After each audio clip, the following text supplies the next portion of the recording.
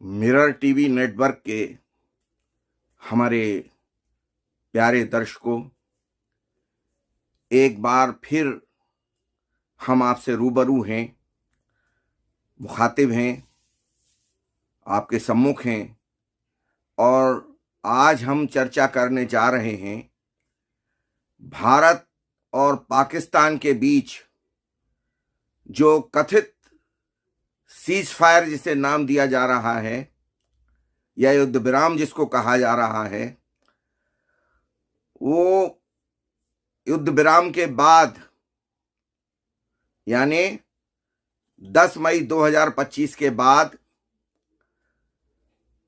भी तमाम वो चर्चाएं थम नहीं रही हैं जिनमें ये कहा जा रहा है या ये सवाल पूछा जा रहा है। भारत की तमाम विपक्षी पार्टियां भी यही सवाल कर रही हैं कि ये युद्ध विराम करने की आखिर आवश्यकता क्यों पड़ी।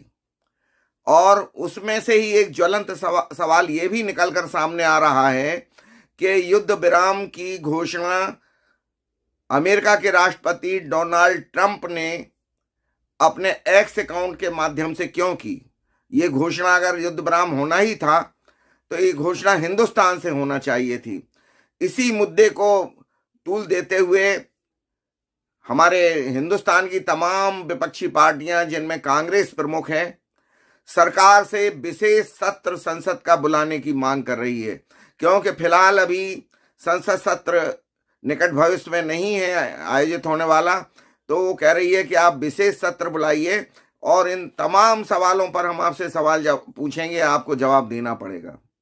और कहीं ना कहीं आम जनता के मन में भी ये सवाल है कि जब हम जीत रहे थे, 4 दिन की स्ट्राइक में ही भारत ने, हिंदुस्तान ने पाकिस्तान को जो क्षति पहुंचाई, उसके जो एयरबेस तबाह कर दिए, उसके जो नेटवर्क को ध्वस्त कर दिया, रडार नेटवर्क को, कि वो दुश्मन के यहाँ से अगर कोई विमान आता है तो बहुत से ऐसे इलाके उसके थे कि वो रडार पे देख भी नहीं सकता था उनको, फिर बचाव कैसे करेगा अपने।